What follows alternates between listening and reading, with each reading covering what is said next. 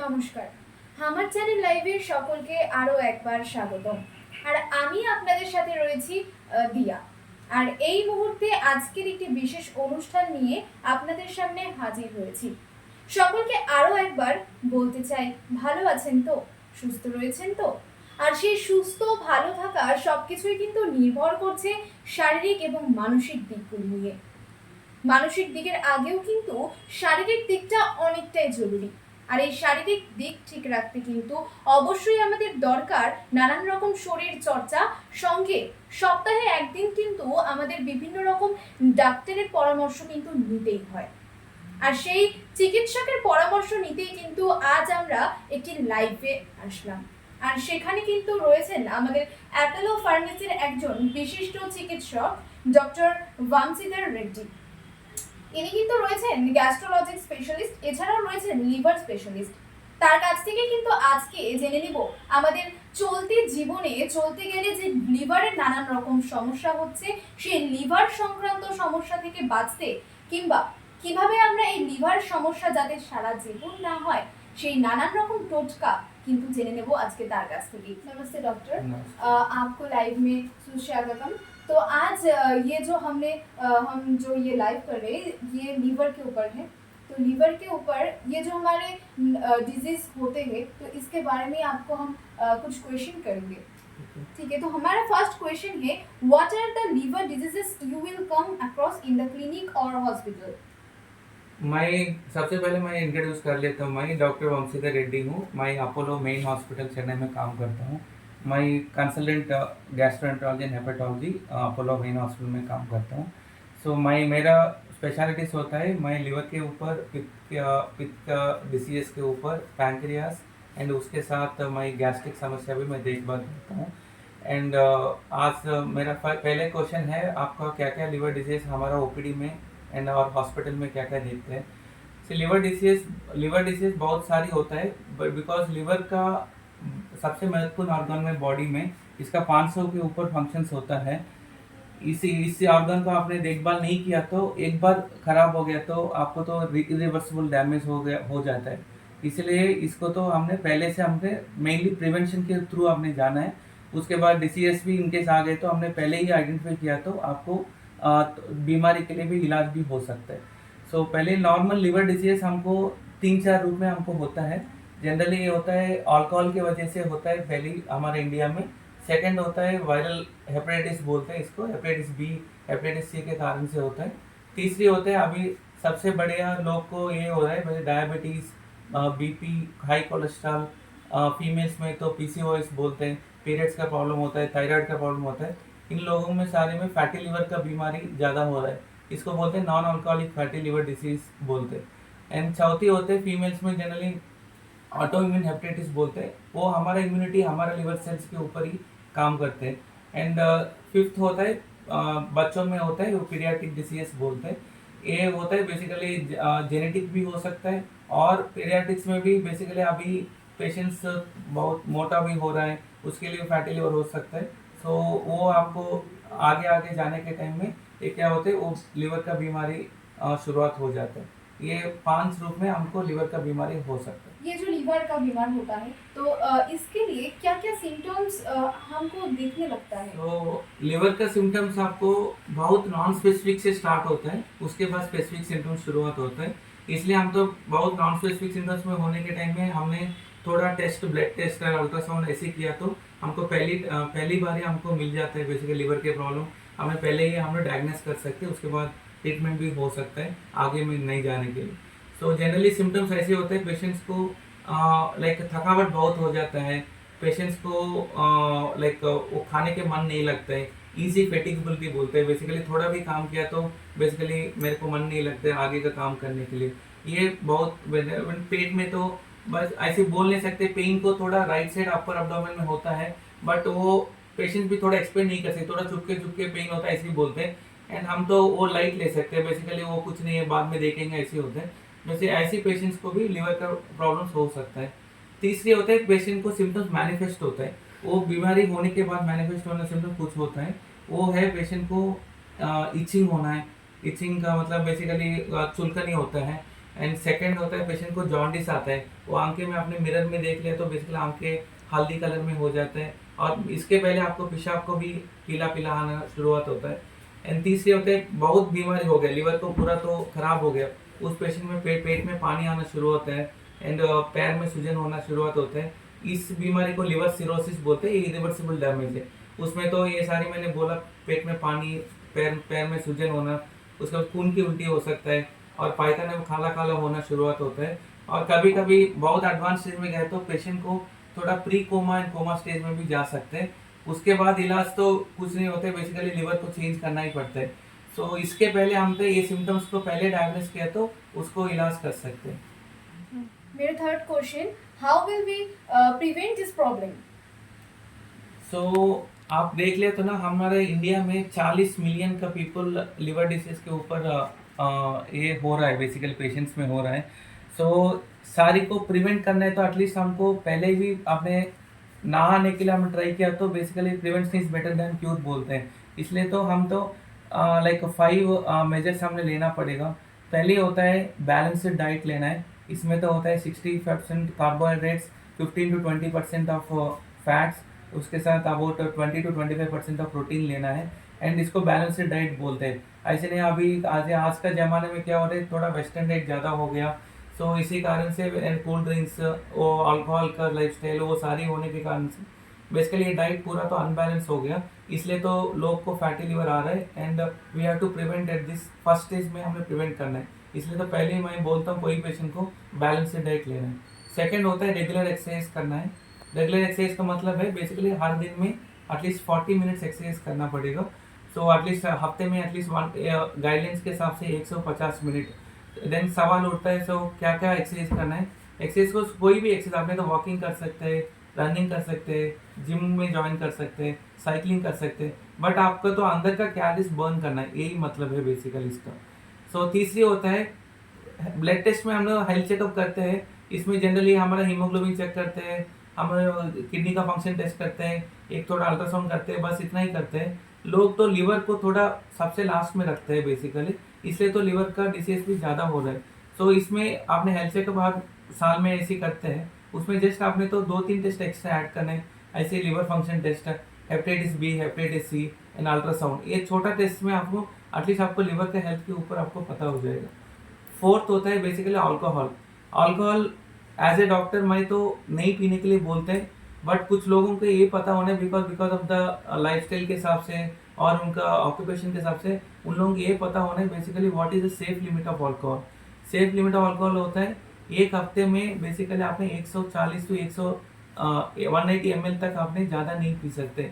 But अभी आपने देख ले तो हर रोज़ का आपने पूछ लिया तो बेसिकली लोग एक ही दिन में तो ये वाला पीते हैं। सो ये हमने हमारे लोएस्ट में हमने प्रिवेंशन कर सकते हैं। सो फिफ्थ होता है बेसिकली वैक्सीनेशन। सो वैक्सीनेशन बहुत इंपॉर्टेंट होता है। ऐसी हेपेटाइटिस बी अभी थोड़ा कम हो गया, बट लोग को ये आइसबर्ग का डिजीज बोलते हैं। हमको ऊपर दिखने वाला बहुत कम होता है, बट नीचे आपने तो सी के नीचे देख ले तो बहुत सारी आइसबर्ग होता है। सो ये आइसबर्ग फेनोमेनन बोलते हैं बिकॉज पेशेंट्स को आपको सिम्टम्स नहीं होते हैं, इसलिए तो चेक भी नहीं करते, बेसिकली आपको हेपेटाइटिस बी के ऊपर पता नहीं होता है, इसलिए तो हम लोग तो टेस्ट करना है। उसके बाद टेस्ट नेगेटिव आ गए तो बेसिकली वैक्सीनेशन डाल दे तो आपको आगे में लिवर प्रॉब्लम्स को आपको नहीं मीन्स प्रिवेंट करने के लिए यूज़ होता है। ये 5-6 सिम्टम्स 5-6 आपने तो ध्यान में दे लिया तो आपको तो लिवर का प्रिवेंशन हेल्थ कर सकते हैं आप। और ये हमको जब पेट में दर्द होता है, हम क्या करते हैं, वो मार्केट में अवेलेबल दवाई खा लेते हैं, या क्या हमारे शरीर के लिए ठीक है? एंड एक और अच्छा सवाल है, मैं एक और बोलने वाला था, वो है एक तो हम तो नॉर्मली क्या बोलते हैं बेसिकली कुछ ओवर द काउंटर मेडिकेशन बोलते हैं।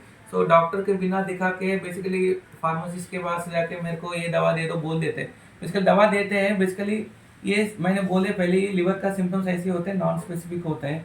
पेट में दर्द हो तो पेट में तो ऑलमोस्ट 6-7 ऑर्गन्स मेजर ऑर्गन्स होते हैं, ऐसे नहीं एक ही ऑर्गन है, वो एक स्टमक है, पेट का प्रॉब्लम ऐसे नहीं होता है। सो इसलिए हमको वेरी इंपॉर्टेंट होता है पेट का पेन कैसे है, वो कैसे आपने डायग्नोस करना है, अल्ट्रासाउंड कुछ टेस्ट करना है तो टेस्ट करना है, उसके बाद किस ऑर्गन से पेन हो रहा है उस हिसाब से हम दवा भी चेंज करना है। एंड दूसरी क्या होता है ना, कभी कभी पेशेंट को जॉन्डिस जाते हैं, उसके बाद कोई देसी दवा बोलते हैं, आयुर्वेदिक होम्योपैथी मेडिकेशंस लेते हैं, उस हिसाब से सारे लोग को नहीं बोल सकते, मतलब एटलीस्ट कुछ परसेंट लोगों में बेसिकली लिवर के ऊपर नुकसान और ज़्यादा होता है। इसलिए तो मैं ये बोलता हूँ बेसिकली, कोई भी आपने मैं पहले बोल दिया सिम्टम्स में कुछ भी है, एंड आपको तो बेसिकली हेपेटोलॉजिस्ट डॉक्टर को और गैस्ट्रोएंटरोलॉजिस्ट को दिखाना है। उसके बाद आपने तो आगे में दवा को इस्तेमाल कर सकते हैं, एंड आयुर्वेद होम्योपैथिक मेडिसिन का खाने भी वो कम करने के लिए कोशिश किया तो और प्रिवेंट करने के हमको मौका मिल जाता है। তো এবার আমরা শুনে নিলাম লিভার জাত নানান রকম যে সমস্যাগুলো রয়েছে সেই সম্বন্ধে। এবার আমাদের একটি যে বিশেষ সমস্যা, যেটা কিন্তু আমাদের বাঙালির ঘরে ঘরে হয়েই থাকে, সেটা হচ্ছে গ্যাসের সমস্যা। নানান রকম খাবার, লোভ কিন্তু আমাদের ছাড়ে না, সেই খাবারের লোভ থেকে কিন্তু আমরা কিছুতেই মুক্তি পাই না। সেই সময় কিন্তু আমরা খেয়ে নিই নানান খাবার, কিন্তু পরবর্তী সময়ে যে গ্যাস অম্বল আমাদের মধ্যে আসে, আর তার জন্য কিন্তু আমাদের প্রাত্যহিক জীবনে একটা বিশেষ প্রভাব পড়ে। আর সেই জন্য কিন্তু এই মুহূর্তে আমরা সেই গ্যাস্ট্রো যে প্রবলেমগুলো হচ্ছে, আর গ্যাস্ট্রো প্রবলেমের জন্য আমাদের জীবনে যেভাবে তার আসার পড়ছে, মানে গ্যাস্ট্রো প্রবলেমটা কেন হচ্ছে আর এটা দূর করতে কিভাবে আমরা কি করতে পারি, সেই জন্য কিন্তু আমরা আমাদের যে বিশিষ্ট চিকিৎসক রয়েছেন তার থেকে কিন্তু কিছু যে টোটকা সেগুলো কিন্তু একবার আমরা জেনে নেব। চলুন তাহলে দেখে নেওয়া যাক। तो डॉक्टर, आज आजकल हमारे घर में ये जो खाने के दौरान इस जो प्रॉब्लम्स होते हैं, ये गैस्ट्रिक प्रॉब्लम, तो ये हम कैसे प्रिवेंट करेंगे? सो ये अभी मैं अभी अपोलो चेन्नई में भी मैं काम करने के टाइम में मोस्ट ऑफ द पेशेंट्स ये इससे आते हैं। बेसिकली सिम्टम क्या होते हैं, सर मेरे को डाइजेशन ठीक नहीं हो रहा है एंड मेरे को गैस हो रहा है। सो ये मैं बहुत ऐसी है, बेसिकली बंगाली पेशेंट में मैं बहुत देख रहा हूँ बेसिकली ये सिम्टम्स। सो जनरली होता है ना, लाइक पहले होता है सवाल की जवाब कहाँ से होता है, बेसिकली डाइट से होता है। डाइट इधर थोड़ा अलग है, बंगाली का डाइट थोड़ा चावल ज़्यादा खाते हैं एंड उसके साथ मिष्टी भी ज़्यादा खाते हैं, एंड थर्ड होता है आलू भी ज़्यादा खाते हैं एंड मछली भी ज़्यादा खाते हैं। बिकॉज ये तो मैं नहीं खाने के नहीं बोल रहा हूँ, बट हमारा डाइट में ना ये ज़्यादा हो गया बेसिकली बंगाली का डाइट में। सो मैं पहले ही बोलता हूँ बेसिकली डाइट में तो आप ले सकते हैं, बट थोड़ा अपने बैलेंस मोड से आपने लेना है तो सारी इक्वल प्रपोर्शन में ले सकते हैं। ऐसे नहीं है डेली स्वीट खाना है तो वो बाद में तो प्रॉब्लम्स हो जाएगा, बेसिकली फैटी लिवर होगा, उसके साथ डिस्पेप्सिया सिम्टम्स होगा, गैस्ट्राइटिस होगा, आगे में शुगर डायबिटीज सारे आने के लिए, ओबेसिटी बोलते हैं, ये मोटापी होना, ये सारी होने के लिए चांसेस होता है। हमें खा सकते हैं but it should be in A limited balance quantities, ये पहले होता है। सेकंड होता है बेसिकली सारे लोग का ना ये लाइफस्टाइल चेंज होने के कारण से अभी कोई पर्टिकुलर चीज़ का टाइम नहीं होता है। बेसिकली कुछ लोग 10:30 बजे 11 बजे को ऐसी खाना तो ब्रेकफास्ट से शुरुआत करते हैं, उसके बाद 3 बजे 4 बजे को लंच होता है, रात को 10 बजे को खाते हैं, उसके बाद 10 साढ़े 10 को सो जाते हैं। सो ये सारी गलत फहमी है पूरा। तो जनरली क्या होता है, सुबह सुबह खाना है एंड 4 घंटे के आपने तो वो गैप में आपने तो अगले खाना तो शुरुआत करना है। एंड हम ये बोलते हैं बेसिकली एक ही बार ज़्यादा नहीं खा सकते। सो अभी तो थोड़ा खा के एंड आपने तो फ्रीक्वेंसी थोड़ा इंक्रीज कर सकते हैं। सो इसको बोलते हैं increased frequency and limited quantities food बोलते हैं, रादर देन टेकिंग आपने तो एकदम से ज़्यादा खा लिया उसके बाद मैंने कुछ नहीं खाता हूँ, ऐसे किया तो बेसिकली ये गैस्ट्रिक सिम्टम ज़्यादा हो सकते हैं। सो थर्ड होता है बेसिकली आपने खाने के बाद इमीडिएटली सोना मत। बेसिकली हमारा भगवान ने आपको तो ग्रेविटेशनल फोर्स दे दिया, थोड़ा खाने के बाद हमको 4 घंटे लगते हैं बेसिकली पेट से आंत में जाने के लिए। उस टाइम तक हमने इमीडिएटली सो गया तो बेसिकली हमने रात में आपने मान लो 10 बजे को खा लिया, 10:30 बजे को आपने से सो गया, क्या होता है अगले दिन पूरा तो आपने गैस अब्डोमिनल ब्लोटिंग वो सारी ज़्यादा होते हैं, बिकॉज डाइजेशन को आपको टाइम ही नहीं दिया। बेसिकली आपने खा लिया उसके बाद सो गया, ऐसे नहीं होना है। बेसिकली खाने के बाद एटलीस्ट 1.5 घंटे तो गैप होना है। बेसिकली कोई भी आपने बैठ के टीवी भी देख सकते, कोई प्रॉब्लम। कुछ लोग आदत ऐसे होते हैं खाने के बाद एक्सरसाइज करते हैं, थोड़ा वॉकिंग करते हैं, वो बेस्ट होता है। बेसिकली थोड़ा खाना नीचे जाने तक आपने थोड़ा आपने वेट करना, rather देन आपने इमीडिएटली सोना नहीं करना। फोर्थ होता है बेसिकली रिच मसाला थोड़ा कम लेना पड़ेगा। सो इससे आपको तो थोड़ा फिजिकल एक्टिविटीज भी थोड़ा करना है, एंड वेट ज़्यादा है तो वेट कम करना है, शुगर ज़्यादा है तो शुगर कम करना है। बेसिकली एटियोलॉजी पर्सपेक्टिव में होता है। सो ये सारे हमने कम किया तो आई थिंक 50 to 60% हमने गैस्ट्रिक समस्या तो प्रिवेंटिव मेजर्स में कम कर सकते हैं। बाकी 10-20% होता है दवा से होगा, एंड कुछ 10% होता है बेसिकली पेशेंट को ये बहुत ज़्यादा हो गया स्ट्रेस। ये स्ट्रेस दोनों होता है, बेसिकली वर्क के प्रेशर, मेंटल स्ट्रेस होता है, दूसरी होता है बेसिकली नींद भी नहीं होता है, कुछ लोगों में कम होता है, उस हिसाब से भी स्ट्रेस होता है। सो हमने स्ट्रेस किस तरीका से हमें कम करना है ये आप ही डिसाइड करना है। उसके साथ आपने स्ट्रेस भी कम किया तो वो बाकी मैंने 20-30% का आपने गैस्ट्रिक समस्या वो भी कम कर सकते। तो टोटली इसमें मैं बोल दिया तो प्रिवेंटिव में आपको 60-70% प्रिवेंटिव होता है एंड बाकी 10-20% दवाई होता है। उसके बाद डॉक्टर देखने के बाद आपने फॉलोअप में हो गए तो बाकी चीज़ आप देख सकते हैं। তো শুনলাম যে গ্যাসের সমস্যা এড়াতে কিন্তু এইগুলো ফলো করতেই হবে আপনাদেরকে। তবুও কিছু কিছু খাদ্যরসিক বাঙালি কিন্তু ফলো করতে চান না।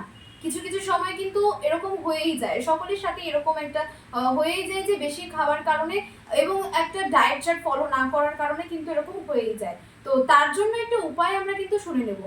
ये जो गैस हमारे होते हैं इसलिए हमको सब टाइम वो दवाई खाने के लिए मन नहीं करता है, तो इसके लिए कोई ये घरेलू उपाय ऐसे कुछ है?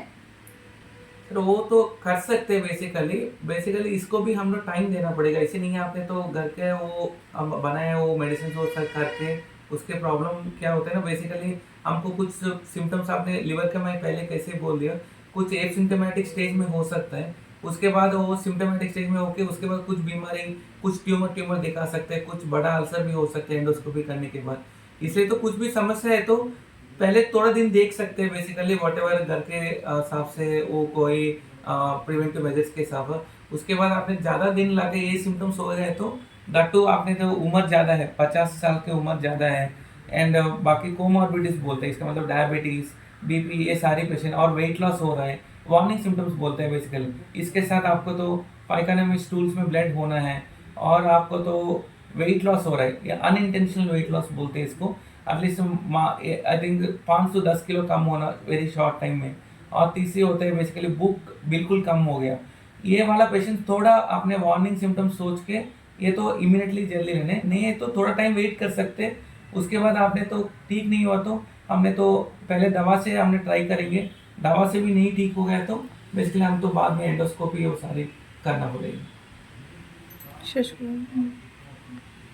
তো আমরা কিন্তু আজকে এই যে গ্যাস্ট্রোলজি এবং যে লিভার ডিজিজ আছে সেগুলো সম্পর্কে পুরো তথ্য কিন্তু জেনে নিলাম। কিন্তু এই তথ্য দিয়ে কিন্তু সবসময় চলা ঠিক নয়। কোনো বড় আকার ধারণ করলে কিন্তু অবশ্যই আমাদের আসতে হবে এই চিকিৎসা স্থলে। অর্থাৎ এই যে সেন্টার, অ্যাপোলজি সেন্টার, এখানে কিন্তু রয়েছেন আমাদের যে বিশেষজ্ঞ ডক্টর, যিনি যার সাথে কিন্তু আজকে আমরা এতক্ষণ সময় কাটালাম, যার থেকে কিন্তু শুনে নিলাম আমাদের এই প্রাত্যহিক জীবনের নানান সমস্যাগুলো। তো সেখানে আসুন একবার, ঝঙ্কার মোড়ের সামনে অ্যাপোলজি ডায়াগনস্টিক সেন্টার, সেখানে কিন্তু রয়েছেন তিনি।